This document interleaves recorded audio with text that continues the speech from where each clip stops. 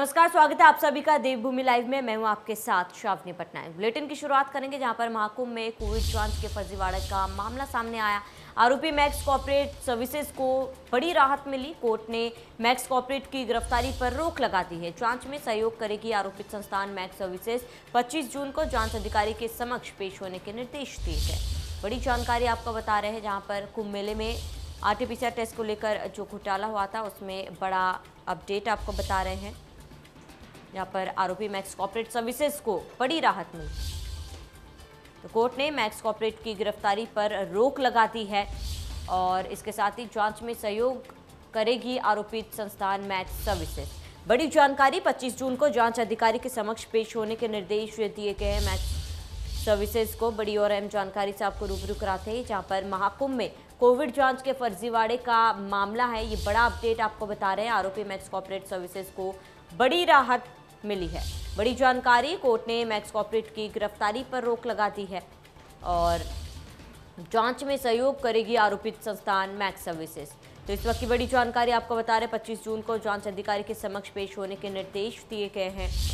बड़ी और अहम जानकारी से आपको रूबरू करा दें। इस वक्त की बड़ी जानकारी, महाकुंभ में कोविड जांच के फर्जीवाड़े का ये मामला है और बड़ा अपडेट इस मामले को लेकर आरोपी मैक्स कॉर्पोरेट सर्विसेज को राहत मिली है और कोर्ट ने मैक्स कॉर्पोरेट की गिरफ्तारी पर फिलहाल रोक लगा दी है। तो महाकुंभ में कोविड जांच के फर्जीवाड़े का मामला। ज्यादा जानकारी के लिए संवाददाता ताराचंद जोशी हमारे साथ जुड़ चुके हैं। ताराचंद, क्या कुछ पूरा अपडेट है इस मामले को लेकर? जी देखिए, कुंभ में RT-PCR गड़बड़ी जो मामला था उस पर जो जनहित याचिका लगाई गई थी उस पर आज उच्चतम न्यायालय में नैनीताल उच्चतम न्यायालय में इसमें सुनवाई हुई है और इसमें ये कहा गया है जो आरोपी बनाई गई है इसमें संस्था, उसके खिलाफ थोड़ा कोर्ट ने राहत दी है और इसमें राहत देते हुए ये कहा है कि मैक्स कॉर्पोरेट जो कंपनी है उसको गिरफ्तारी पर रोक लगी है और उनसे ये कहा है कि आप जांच में सहयोग करेंगे, जिसको लेकर अगली जो तारीख है फिर 25 जून को फिर से न्यायालय में पेश होने के लिए कहा गया है। और ये देखा जाए तो जिस तरह से सरकार के ऊपर दबाव बढ़ता जा रहा है और हाईकोर्ट भी लगातार इस पूरे मामले पर नजर रखे हुए, तो कहीं ना कहीं ये बड़ी राहत कही जाएगी इस संस्था के लिए जो RT-PCR के लिए जिसको यहाँ पर नामित किया गया था। तो हाईकोर्ट की तरफ से एक बड़ी राहत इस कंपनी को अभी फिलहाल यहाँ पर मिलती हुई नजर आई है जी। और अगली सुनवाई 25 जून को होगी इसमें। जी ताराचंद, बने रहे हमारे साथ। तमाम अपडेट के लिए फिर एक बार आपके पास लौटेंगे। हरिद्वार कुंभ में हुए RT-PCR घोटाले को लेकर उपनेता प्रतिपक्ष करण माहरा सरकार पर हमला बोला है। करण माहरा ने कहा है कि मुख्यमंत्री, मंत्री और अधिकारियों के खिलाफ कार्रवाई होनी चाहिए, क्योंकि सबसे बड़ा सवाल तो यह है कि जिस कंपनी को ठेका दिया गया उसने RT-PCR की गाइडलाइन का पालन क्यों नहीं किया और वह कंपनी बीजेपी के नेताओं की पहुंच वाली थी। सवाल ये भी है कि जो कंपनी गाइडलाइन का पालन कर ही नहीं रही थी उसको इतने बड़े आयोजन का काम आखिरकार क्यों दिया गया और किस शय पर दिया गया। करण माहरा ने कहा कि कुंभ में हुए घोटाले को लेकर 25 जून को कांग्रेस हरिद्वार में सत्याग्रह भी करेगी।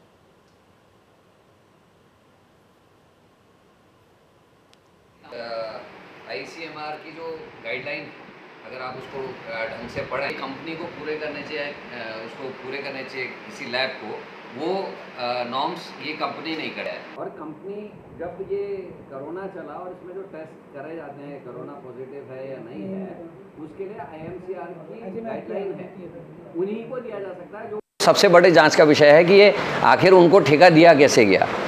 6 लाख लोगों की जांच हुई या 4 लाख लोगों की जांच हुई, ये जांच का विषय नहीं है। जांच का विषय यह है कि जो कंपनी नॉर्म्स को पूरा नहीं करती उसको क्यों दिया गया, क्या इस प्रशासन के खिलाफ भी कार्रवाई होनी चाहिए। और जांच में पैसा बहुत सेकेंडरी चीज़ है। कांग्रेस क्या करने वाली है? कांग्रेस अभी जल्दी, हम लोग लगातार प्रेस कर रहे हैं और 25 तारीख को सत्याग्रह भी करेंगे गंगा जी के तट पे। बीजेपी के बड़े नेताओं से संबंधों का लाभ लेते हुए कहीं ये इतने बड़े घोटाले को। ज़्यादा जानकारी के लिए हमारे संवाददाता ताराचंद जोशी लगातार हमारे साथ बने हुए हैं। ताराचंद, देखिए ये बड़ा मामला है और 25 जून को कांग्रेस हरिद्वार में सत्याग्रह करने की भी बात कह रही है, क्या कुछ पूरी जानकारी है? जी देखिए, कुंभ में ये जो आरटीपीसीआर घोटाला हुआ है, इसको लेकर सरकार लगातार गिरती जा रही है और विपक्ष से लेकर न्यायालयों तक इसमें सरकार को फटकार लग रही है। और अब यहाँ पर कांग्रेस ने भी ये कह दिया है कि 25 जून को वो हरिद्वार में गंगा तट पर सत्याग्रह करेंगे। उधर हाईकोर्ट ने ये कह दिया है कि 25 तारीख को फिर से इस मामले में सुनवाई होगी। तो कहीं ना कहीं देखा जाए तो सरकार इस पूरे मामले पर घिरती चली जा रही है। और कांग्रेस की तरफ से ये भी आरोप लगाया गया कि आईसीएमआर की जो गाइडलाइन है उनको पूरा करती नहीं है ये कंपनी, और भारतीय जनता पार्टी के जो नेता हैं उनके करीबी क्योंकि ये कंपनी है, तो कहीं न कहीं इसमें बड़े घोटाले की आशंका इन्होंने जताई है। और कांग्रेस कहीं न कहीं अब सरकार पर लगातार दबाव बना रही है और 25 जून को हरिद्वार में सत्याग्रह कर इस पूरे मामले पर कांग्रेस की तरफ से किया जाना है। जी बिल्कुल ताराचंद, क्योंकि ये एक बड़ा घोटाला क्या लगता है, क्योंकि चुनाव में भी बेहद ही कम समय बाकी है, ऐसे में क्या इस घोटाले का असर चुनाव पर भी देखने को मिल सकता है? जी बिल्कुल, क्योंकि जब कुंभ हुआ था तब उस समय भी सरकारों पर इस तरह के आरोप लगे थे और उसमें काफी कुछ उस समय भी जो विपक्षी दल थे उनको इसका फायदा हुआ था। और इस बार भी यदि देखा जाए तो कुंभ घोटाले को लेकर फिर से एक बार विपक्ष से लेकर और कोर्ट तक से लगातार फटकार यहाँ पर सरकार को लग रही है। तो इससे ये माना जाए कि जो आने वाले चुनाव हैं, क्योंकि अब बहुत कम समय चुनाव में बचा है, तो कहीं न कहीं इस मामले का जो पूरा असर है वो चुनाव पर भी देखने को मिलेगा। और विपक्ष के बाद एक बहुत बड़ा मुद्दा इस समय ये है और इस मुद्दे को लेकर वो जनता के बीच में जाएंगे, तो कहीं न कहीं ये लगता है कि ये जो मुद्दा है ये जरूर चुनाव को भी इफेक्ट करेगा और इसमें भारतीय जनता पार्टी की मुश्किलें इसमें जरूर बढ़ने वाली हैं। बिल्कुल ताराचंद, बने रहे हमारे साथ, अगली खबर पर भी आपसे अपडेट लेते रहेंगे। तो नैनीताल हाईकोर्ट ने सरकार को फिर फटकार लगाई है। चारधाम यात्रा को लेकर फिर फटकार लगाई गई। 28 जून को रिवाइज जवाब दाखिल करने के निर्देश दिए गए। चारधाम यात्रा एसओपी पर सरकार को निर्देश दिए गए हैं। कुंभ में हर की पेड़ी पर जुटी भीड़ पर भी सवाल उठाए गए। चारधाम यात्रा पर सरकार के दावों पर सवाल उठाया गया। बड़ी जानकारी, नैनीताल हाईकोर्ट ने सरकार पर सवाल उठाए हैं। चारधाम यात्रा को लेकर फिर फटकार लगाई है और 28 जून को रिवाइज जवाब दाखिल करने के निर्देश भी दिए गए हैं। चारधाम यात्रा एसओपी पर सरकार को निर्देश दिए गए हैं और चारधाम यात्रा पर सरकार के दावों पर सवाल उठाए गए। ज़्यादा जानकारी के लिए संवाददाता ताराचंद लगातार हमारे साथ बने हुए हैं।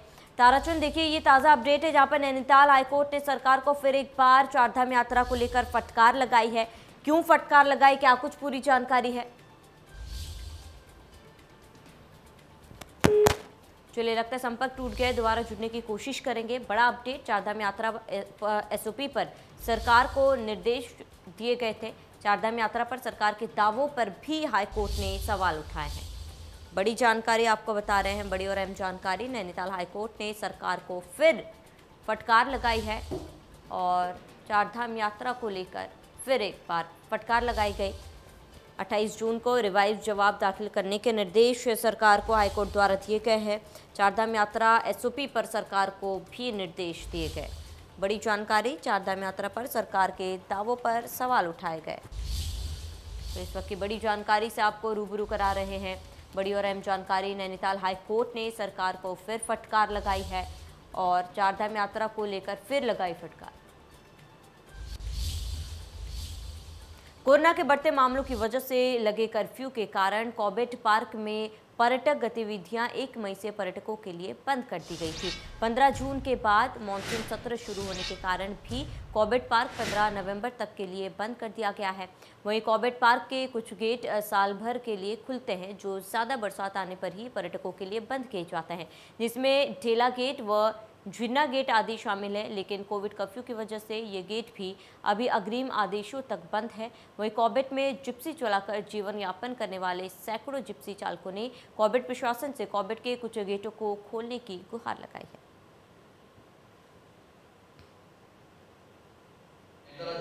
कॉर्बेट टाइगर रिजर्व के जो जिप्सी चालक हैं अभी वो आए थे और उन्होंने मांग की है कि चूँकि अब जो लेटेस्ट गाइडलाइंस हैं स्टेट की उसमें काफ़ी चीज़ें रिलैक्स कर दी गई हैं, तो जो पर्यटन है जो टीसीपी की गाइडलाइंस के अनुसार जो हो सकता है उसको प्रारंभ किया जाए। तो जो भी लेटेस्ट गवर्नमेंट की गाइडलाइंस है उसको स्टडी करते हुए जो भी इसमें कार्रवाई की जानी होगी वो की जाएगी। जिप्सी चालकों ने कॉर्बेट प्रशासन से मांग की है कि कॉर्बेट के कुछ गेट खोल दिया जाए। बता दें कि रामनगर में कॉर्बेट के गेट्स बंद कर दिए गए थे। 1 मई से पर्यटकों के लिए कॉर्बेट पार्क बंद हैं और ऐसे में लोगों को काफ़ी परेशानियों का सामना करना पड़ रहा है। कॉर्बेट पार्क 15 नवंबर तक बंद कर दिए गए हैं और जिप्सी चालकों ने कॉर्बेट प्रशासन से मांग की है कि कॉर्बेट के कुछ गेट जो हैं वो खोल दे और इस पर विचार भी किया जा रहा है, जहां पर जिप्सी चालकों ने कॉर्बेट प्रशासन से मांग की है कि कॉर्बेट के कुछ गेट खोलने की गुहार लगाई है।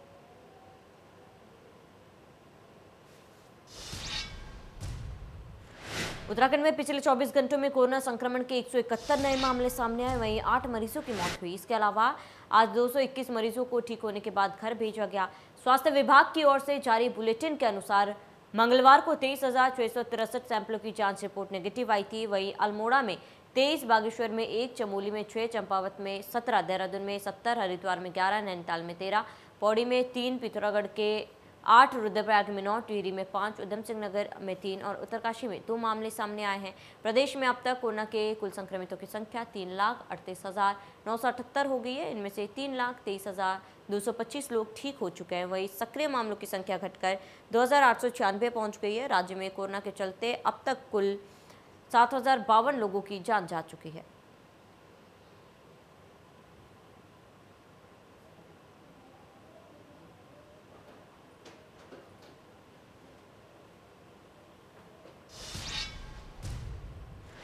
प्रदेश में 2 दिन पहले हुई बारिश ने हरिद्वार के लक्सर क्षेत्र में भारी नुकसान पहुंचाया। वालावली क्षेत्र में गंगा के विकराल रूप ने बाढ़ गंगा का तटबंध तोड़ दिया, जिसकी वजह से हजारों बीघा कृषि भूमि जलमग्न और सिल्ट आ जाने से फसलें बर्बाद हो गई। कानपुर विधायक कुंवर प्रणव चैंपियन ने क्षतिग्रस्त तटबंध का निरीक्षण किया, जिसके बाद डीएम सी रविशंकर भी क्षतिग्रस्त तटबंध का निरीक्षण करने जाएंगे और लोगों की मौके पर समस्याएं सुनेंगे।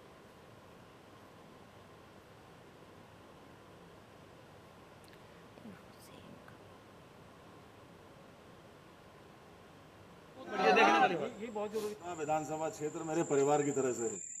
कुछ भी यहाँ पर होता है तो हम अपने परिवार की तरह से उसको लेते हैं। 18 साल पहले मैं जानता हूँ मैंने कैसे बांध बनवाया है। जब मैं 19.5 साल पहले विधायक बना हूँ, आदरणीय एनडी तिवारी जी मुख्यमंत्री हुआ करते थे, हमने यहाँ पर सर्वे की टीम्स बुलाई, डायरेक्टरेट के आदमी आए, पंतनगर यूनिवर्सिटी से आदमी आए, दिल्ली से आदमी यहाँ पे आए, तब जाकर के यहाँ की लैंड का सर्वे हुआ, यहाँ की सॉइल टेस्टिंग हुई और यहाँ पे एम्बैंकमेंट मैंने सबसे पहले बाणगंगा का बनवाया। उसके बाद गंगा नदी का बना है, सोलानी नदी का बना है। और अभी मुझे पता लगा कि कुछ ग्रामीणों ने, आई डोंट नो कैसे उन्होंने कर लिया कि यहाँ पे कोई टेम्पररी स्ट्रक्चर बना है, उससे पानी रुकता है और पानी के रुकने से उल्टा फ्लो हुआ है और उससे ही बांध टूटा है, नहीं तो बांध टूटने वाला नहीं। जब ये पानी निकल जाएगा, यहाँ पे मरम्मत कार्य होगा और मौसम अच्छा रहा तो इसकी पक्की मरम्मत कराएंगे। ये दीवार जो रिटेंशन वॉल छोटी बनी हुई है, इनको और बड़ी बनवाएंगे और इस बांध को पुख्ता करवाएंगे। और जो भी इसमें कमियाँ हैं, मैंने इंजीनियर्स को निर्देश दे दिया था, उन्होंने सारे ब्रीचेज को चेक कर लिया है, सभी ब्रीचेज को भर दिया गया है और हमारी जनता की सुरक्षा के लिए हम दिन रात खड़े हैं। प्रशासन, पुलिस और टेक्नोक्रेट्स डिपार्टमेंट वाले हम पूरी तरह समर्पण के भाव से। रामनगर में कोतवाली पुलिस को सफलता हाथ लगी है। ओकवर्थ स्कूल के पास चेकिंग अभियान के दौरान पुलिस के एक युवक को पकड़ा, जिसके पास से 57 नशे के इंजेक्शन बरामद हुए। पुलिस का कहना है कि आरोपी काशीपुर से नशे के इंजेक्शन लाकर रामनगर में बेचने की फिराक में था। मामले में कोतवाली के एसएसआई जयपाल सिंह चौहान ने बताया कि आरोपी के खिलाफ एनडीपीएस एक्ट के तहत मुकदमा दर्ज कर उसे कोर्ट में पेश करने की कार्रवाई की गई। साथ ही उन्होंने कहा कि पुलिस का नशे के खिलाफ ये अभियान लगातार जारी रहेगा। जो आजकल नशे का इंजेक्शन इसमें अभियान चलाया गया है। कल हमें सूचना मिली कि एक व्यक्ति गोविंद सिंह राणा उर्फ कानी इंजेक्शन ला रहा है, तो उसके विरुद्ध जो है सूचना पे जो है उसे ऑकवर्ड स्कूल के पास पकड़ा गया, जिसके कब्जे से 57 इंजेक्शन बरामद हुए हैं, जो कि एनडीपीएस एक्ट के तहत आते थे और एनडीपीएस एक्ट में अभियोग पंजीकृत किया गया, उसका चालान किया गया। कोरोना की नई गाइडलाइंस के अनुसार शाम 6 बजे पूर्ण तरीके से कोरोना कर्फ्यू है, लेकिन रामनगर में इसका असर नहीं देखने को मिल रहा। शाम 6 बजे के बाद भी लोग रामनगर के कोसी बैराज पर सैकड़ों की तादाद में घूमने के लिए सैर पर निकल रहे हैं। कोसी बैराज पर सैकड़ों लोगों के सैर पर निकलने की लगातार सूचनाओं पर स्थानीय प्रशासन ने एसडीएम के नेतृत्व में औचक टेस्टिंग शुरू कर दी, जिससे वाहनों में और पैदल घूम रहे लोगों में हड़कंप मच गया। वहीं प्रशासन ने शाम 6 बजे के बाद भी वाहनों से और पैदल घूम रहे 100 से ज़्यादा लोगों की टेस्टिंग की।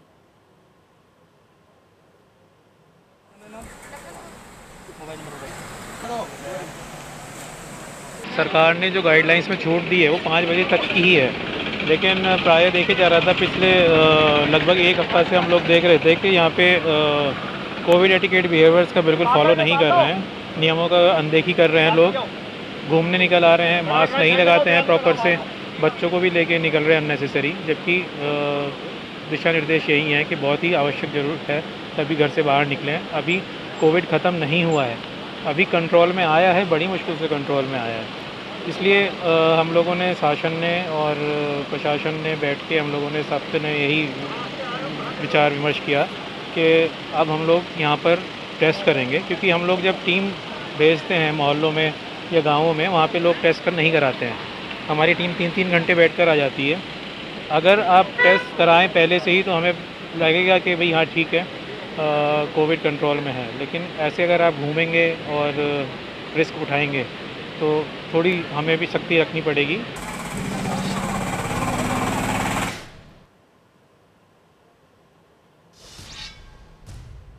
बाघों के लिए मशहूर उत्तराखंड के कॉर्बेट टाइगर रिजर्व में पहली बार सफ़ेद मोर देखा गया था। सफ़ेद मोर देखने के लिए बाद सीटीआर प्रशासन खासा उत्साहित थी। सीटीआर अधिकारियों के अनुसार कॉर्बेट टाइगर रिजर्व की झिरना रेंज की वन टीम ने गश्त के दौरान जंगलों में मोरों का झुंड देखा। इस बीच टीम ने एक सफ़ेद मोर को झुंड में देखा तो दंग रह गए। टीम ने तुरंत इसकी सूचना उच्च अधिकारियों को दी।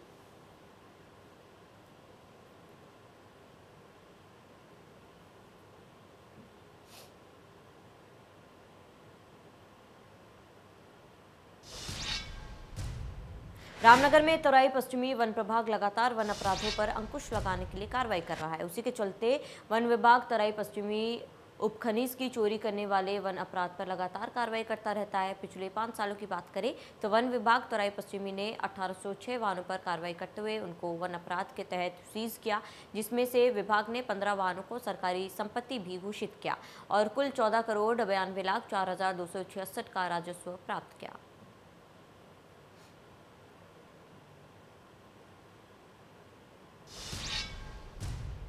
काशीपुर में कोतवाली पुलिस को बड़ी सफलता हाथ लगी। सूचना पर पुलिस ने एक मकान में छापेमारी कर सेक्स रैकेट का भंडाफोड़ किया।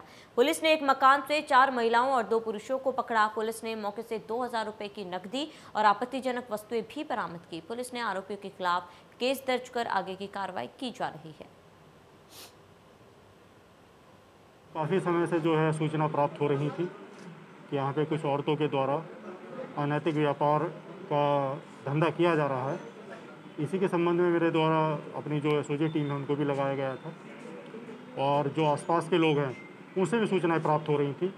तो इसी के मद्देनज़र जो है कल एएसपी हमारे सीओ काशीपुर महोदय द्वारा जो है अपनी पुलिस टीम के साथ उक्त जो छीना फार्म स्थित जो एक 2 मंजिला मकान है वहाँ पर जो है दबिश दी गई और दबिश के दौरान ये पाया गया कि वहाँ पर जो है अनैतिक व्यापार का धंधा चल रहा था।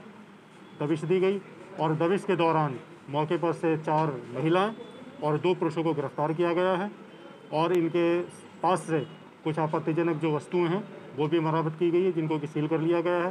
कुछ पैसे भी बरामद किए गए हैं, वो भी सील कर लिए गए हैं और साथ ही साथ इनके विरुद्ध जो है धारा 3/4/5/8 अनैतिक व्यापार निवारण अधिनियम 1956 का मुकदमा दर्ज किया गया है, जिसके वादी जो हैं वो स्वयं एएसपी सीओ काशीपुर साहब है और इसकी विवेचना सीओ बाजपुर महोदया द्वारा की जा रही है।